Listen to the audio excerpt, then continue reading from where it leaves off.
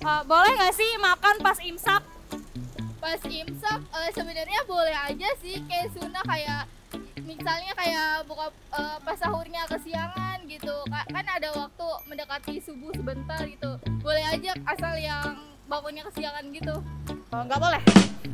Kalau misalkan kesiangan, ya nggak apa-apa, dilanjut dulu makannya. Setelah itu niat makan pas imsak. Setahu aku sesuai keadaannya ya. Kalau misalkan memang dia bangunnya kesiangan, setahu aku sih boleh-boleh aja gitu. Boleh. Kalau makan waktu imsak sebenarnya kalau kita tahu sebenarnya nggak boleh sih. Tapi kalau kita nggak tahu boleh-boleh aja ya. Kalau gue sendiri boleh, karena sering bangun mepet kan, jadinya ya mau nggak mau pakai. Selama sebelum azan berkumandang sih masih boleh kayaknya ya. Kalau saya sih boleh. Jadi sebenarnya imsak itu untuk apa sih, Kak? Kalau imsak kan untuk pemberhentian segala aktivitas untuk makan kan. Kalau mau sahur. Waktu imsak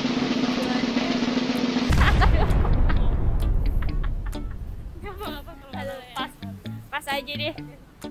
Sebenarnya kayak pembatas gitu antara puasa dengan subuh gitu, biar mencegah kayak waktu untuk berpuasa gitu sih, sunnah hukumnya. Waktu imsak itu tujuannya untuk mengingatkan batas antara diperbolehkannya makan sahur sama puasa. Untuk membatasi waktu sahur. Untuk menghimbau puasa dimulai kali ya. Kayaknya lebih ke pengingat kita sih, untuk ngingetin kalau dikit lagi tuh udah mau mulai gitu, udah siap-siap aja pokoknya. Pak Ustadz, boleh nggak sih kita makan pas imsak?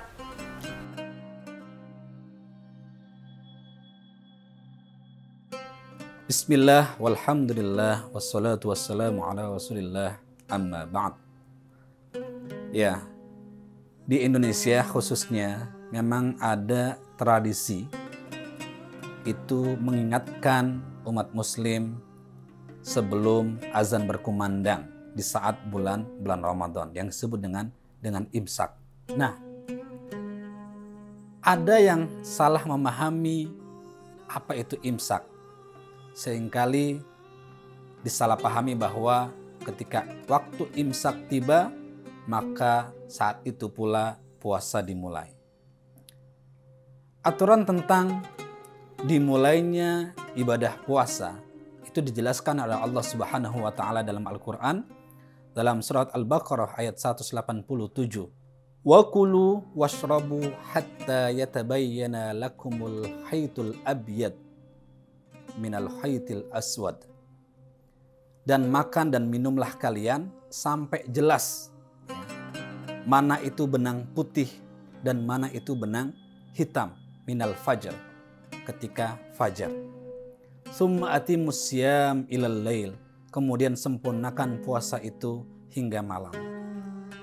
Dari ayat ini sangat jelas bahwa dimulainya puasa itu adalah ketika fajar. Dan kapan itu fajar?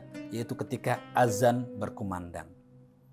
Nah, imsak kalau kita umpamakan itu seperti traffic light, lampu lalu lintas. Ketika kita mengendarai mobil, ketemu di perempatan, ada lampu di situ. Lampu merah, lampu kuning, lampu hijau. Ketika lampu kuning menyala, itu artinya sesaat lagi lampu merah akan menyala. Maka kita diminta untuk hati-hati berhenti. Pun demikian dengan imsak. Ulama-ulama kita pada masa lalu berijtihad ya, supaya banyak di antara kita yang tidak kelewatan ketika sahur. Karena sebagian di antara kita ada yang kalap. Saat makan sahur itu semua dimakan. Begitu banyak menu kita santap. Sehingga ketika azan berkumandang, mulut kita masih penuh dengan makanan. Nah, dengan imsak ini, ulama kita mewanti-wanti kepada kita supaya kita berhati-hati karena sesaat lagi azan berkumandang. Ketika azan berkumandang, mulut kita sudah bersih. Kita sudah siap untuk melaksanakan ibadah puasa. Ketika azan berkumandang, maka kita sudah siap untuk melaksanakan ibadah puasa.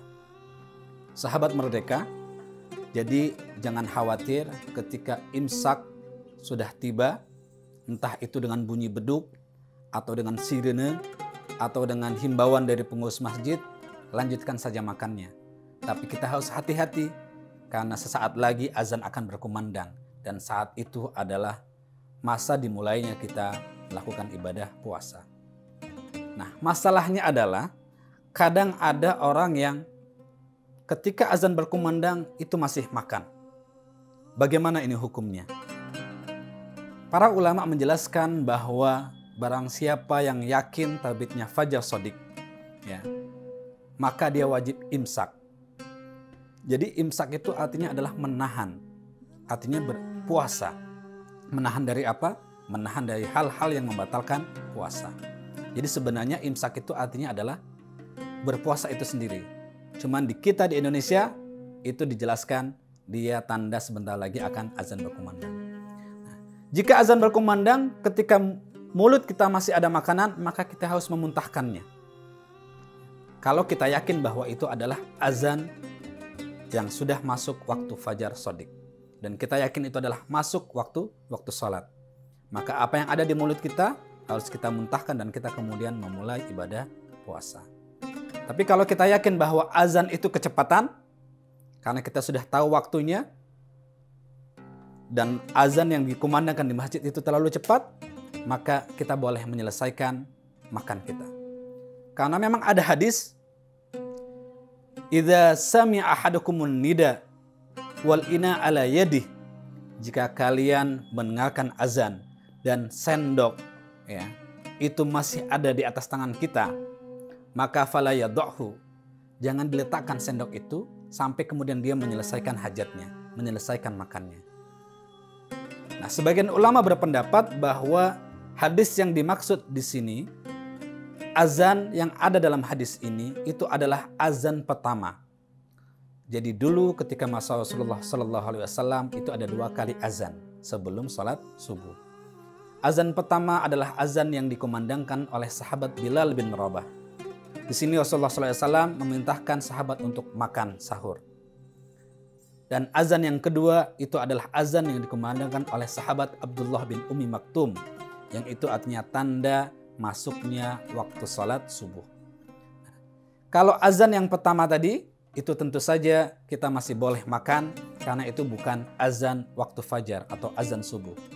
Tetapi kalau azan yang kedua, ulama sepakat bahwa ketika azan berkumandang dan kita masih mengunyah makanan, maka makanan yang ada di mulut kita itu harus kita keluarkan, kita muntahkan, dan kita langsung memulai ibadah puasa.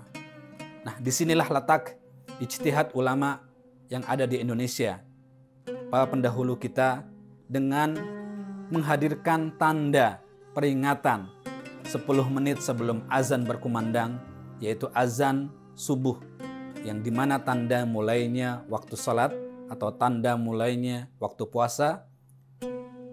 Dengan imsak itu, maka kita sudah bisa berhati-hati, kita sudah bisa menjaga, oh sebentar lagi kita akan memulai ibadah puasa. Maka kita hentikan aktivitas sahur kita dan kita siap melaksanakan ibadah puasa. Hadanallahu wa iyyakum ajma'in, wallahu a'lam bissawab.